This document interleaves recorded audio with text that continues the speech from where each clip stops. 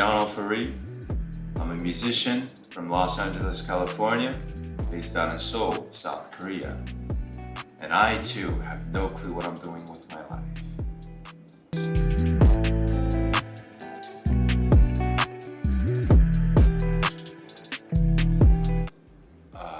When I went to school in the States, since I have a legal name, which is not John, but another name, the teachers would, call out my legal name, but I would not go by that name at school. So a lot of my friends would call me OFA, like, hey OFA, what's up OFA? And I kind of wanted to add a little spice into the name John Rhee, which is my name, but as an artist, I just kind of wanted to flare it up a little bit. So I just put my nickname, which is OFA, so it's John OFA Rhee.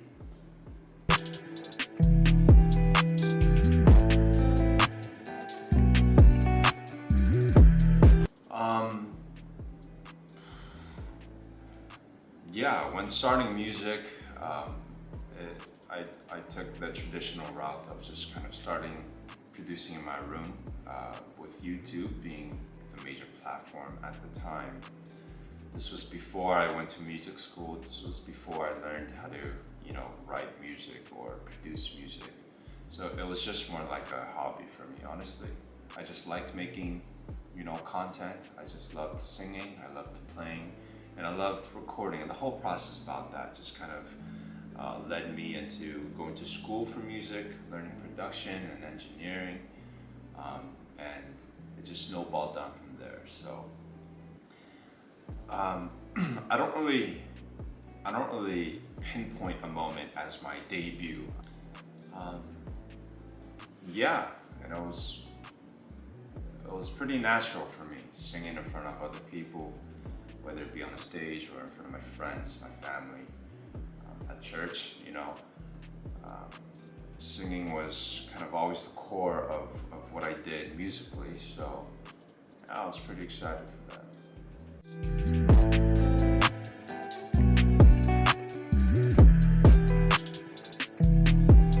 Yes,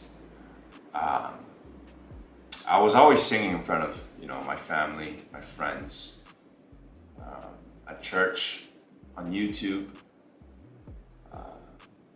on stage for competitions. So, after high school, I studied computer science and I decided to audition for music school and got in. I went to Berkeley, studied production and engineering, made a lot of great friends. Came to Korea for a television show called Superstar K. After that, I started independent with my friends doing music in Korea. And then I got signed. And then a lot of things happened and I wanted to break. I did a lot of thinking, a lot of learning, and here I am. So yeah, life is definitely, it's been a roller coaster ride, but you only live once, so I'm living my best life.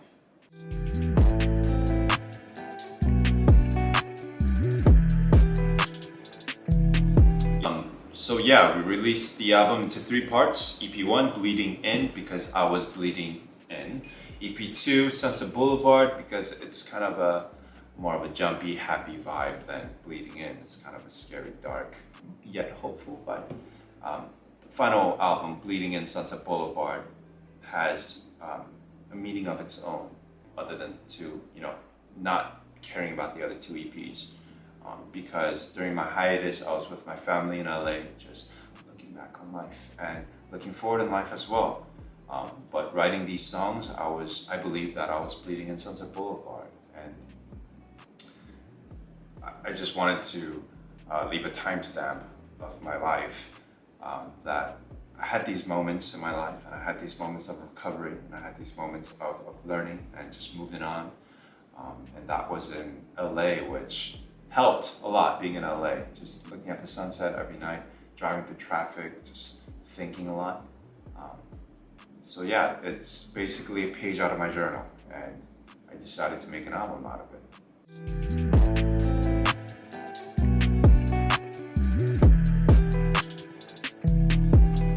I know these days a lot of artists have one title track in your face, and the rest of the songs are just like, you know, like clothes that you don't wear anymore, and you have like a favorite shirt that you have. For me, it's a little bit different. The artists that I like always have filled the album with sophisticated songs where you really don't know what the title track is. And you know, growing up listening to artists like that, it's really hard for me to not do that. I'm really not doing it on purpose, but every song that I write, I just kind of give it my all. And if I don't like 1% of it, I don't release it, you know, or I don't put it in the album. So yeah, I can probably say that all these songs on the album I love to death. And if I had to pick a favorite, it changes every day, by the way. But today it's Gone by the Morning, because the song really wrote itself, and I only had to record like 2-3 instruments, so it was a good thing for me. But yeah, Gone by the Morning is my track of the day, I guess.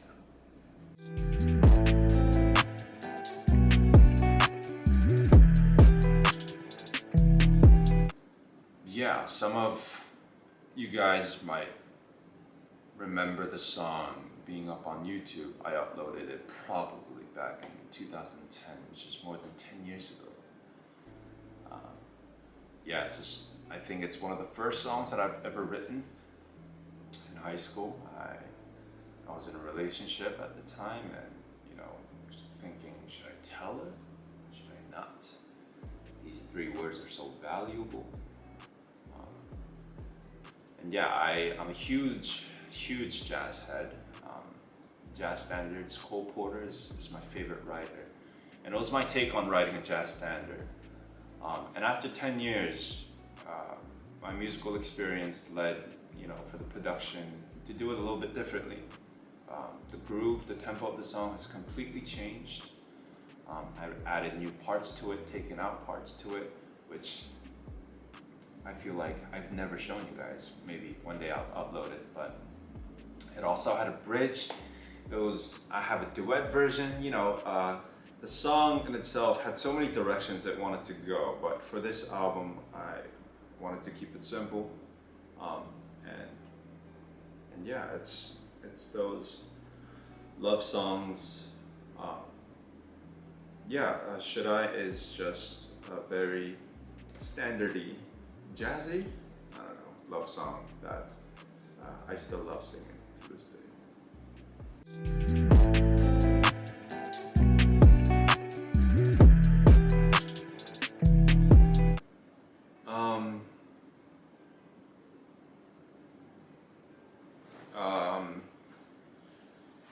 Before Bleeding in Sunset Boulevard, I only released EPs and singles.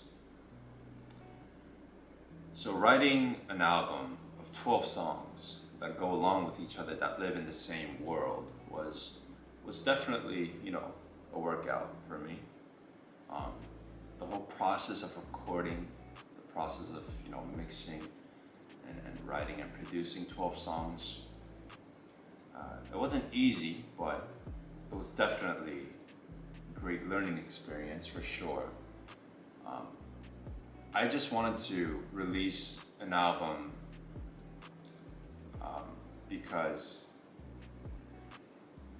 I wanted to show people how serious I was with this music thing. I never wrote songs personally. I never wrote songs out of my heart. It was all from the head. But this album, it was really from the heart, and I kind of wanted to showcase that. And there were so many things I wanted to say, so many sounds I wanted to, you know, let you guys hear, and so many lyrics that I kind of wanted to touch upon. So, making a studio album, which is 12 songs, you know, gives you the real estate to do that. So, I don't think I'll be making a studio album for a while, but, you know, when I do, it's gonna be, you know, one level up, you know, and I kind of wanted to touch the first base. So, when the next studio album comes, you guys would be able to differentiate, you know, my growth, how I grow as an artist, as a human being, and you know, after having a hiatus for about 2 years, I just thought it would be great to kind of blurt out everything I wanted to say. And yeah, that's how it came to be.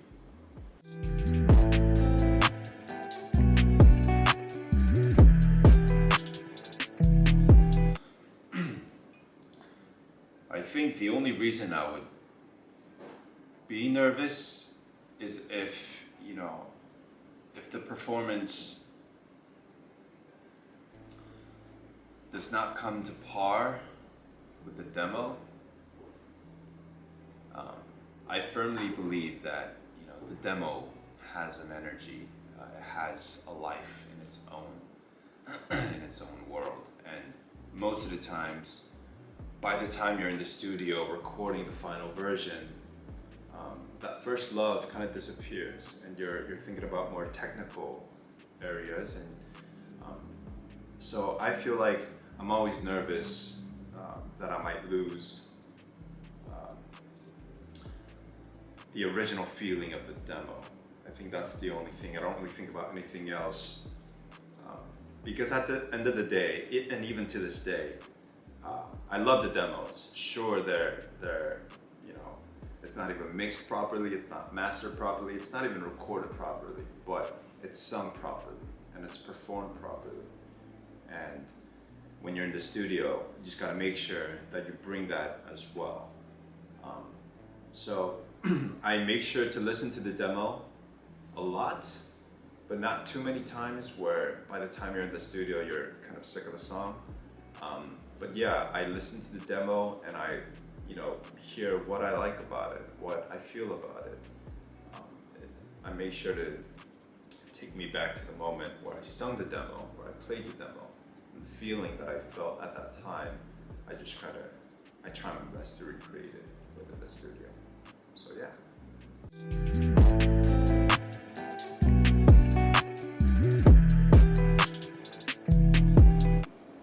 Though I do not condone this,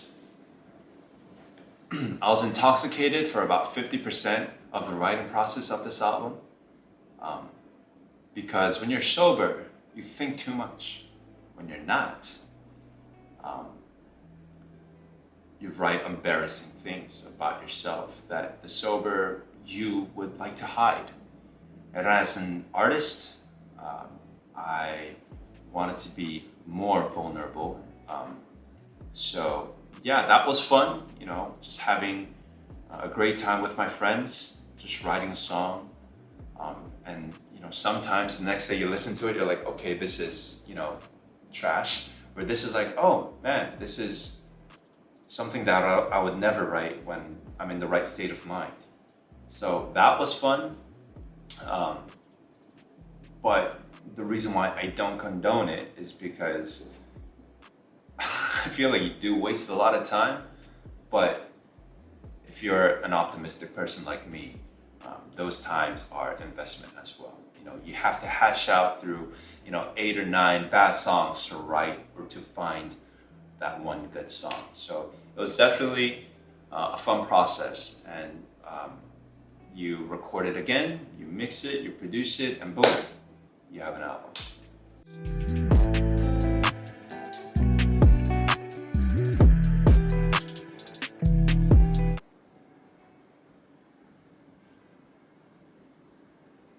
I want to go on tour because I can't go anywhere right now. None of us can.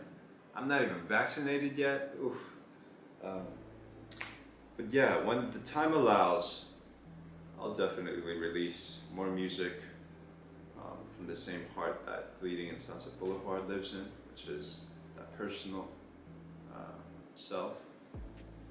And I keep saying that because before this album, I always wrote in the mindset of what do they want to hear, what do they want to listen to. But now I'm like, what do I want to say, right? What do I want them to hear? And it's more me focused, and I think that allows for me to be more personal, definitely, a bit more vulnerable. So yeah, I just make sure that I don't lose that mindset. When I write a new song, it's still coming from me, and it's literally out of my journal. I used to believe that, keep your logs in your journal, but now no, like I actually open my journal, and that's when I'm most true to myself, I feel like, and I want to be most true within my music too. So just making sure that I keep that mindset is my priorities, my aspirations, I guess. And one day when this whole nonsense is over with, I want to go on tour, have a great time with people. I want to meet new musicians, travel to places that I've never been. It'll be a dream come true.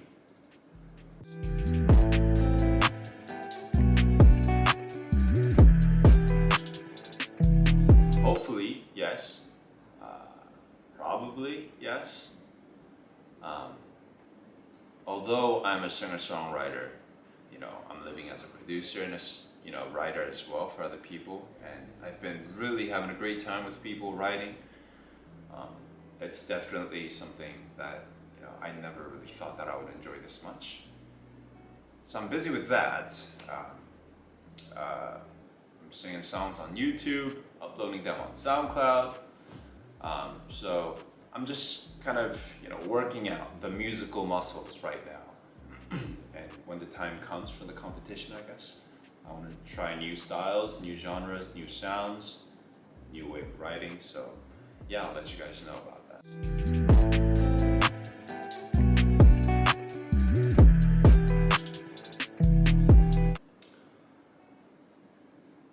I guess in this competitive market, a lot of people are referencing other music for theirs.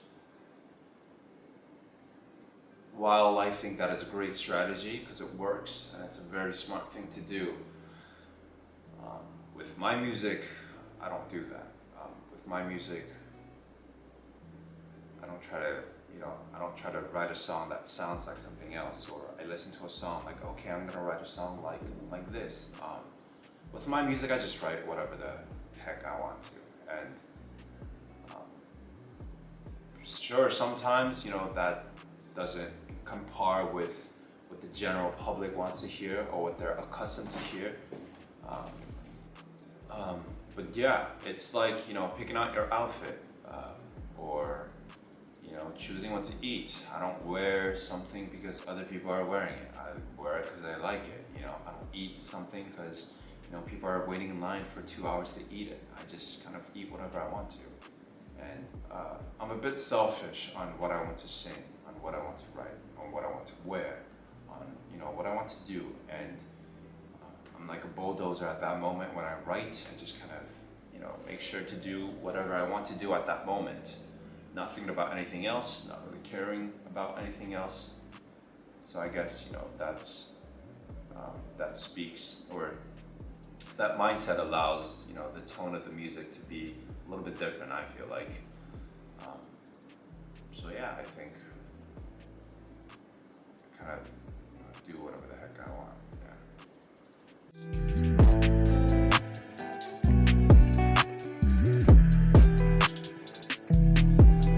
I don't go out a lot, or should I say I can't go out a lot.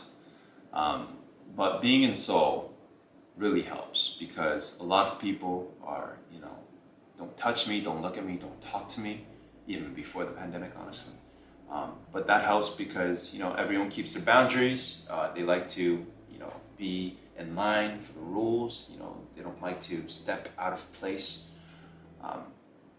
So I'm at home a lot. I'm at my friend's house a lot. I'm at the studio a lot. I'm at the gym a lot. I cook. I play FIFA. And if you think you're good at FIFA, try me.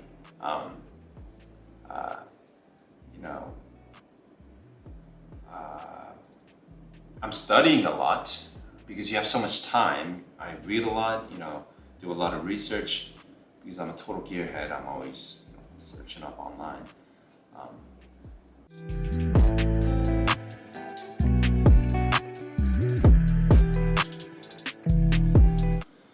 Your favorite music artists at the moment?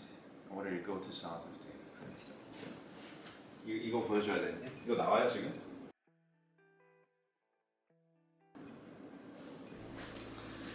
Kanye, probably. I was just, watching his live stream the other day, just waiting for the album. Frank Ocean, John Mayer, Justin Bieber.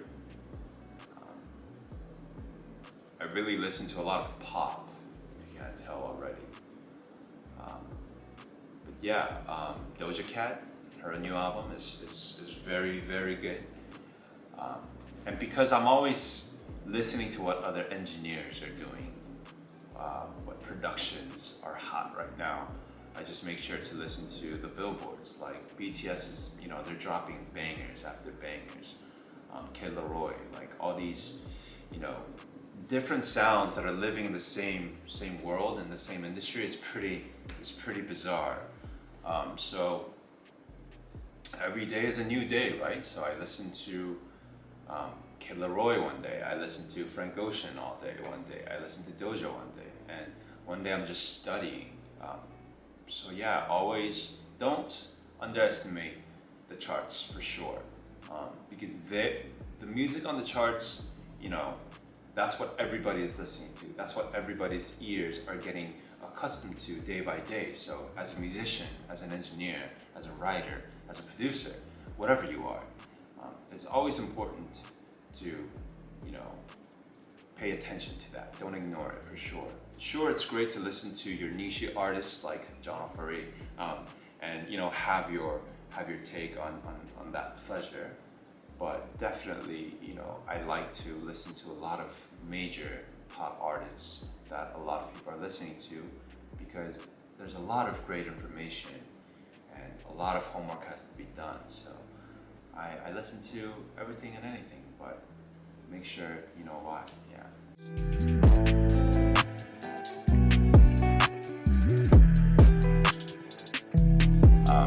Dear to my fans and my non-fans, you are not alone.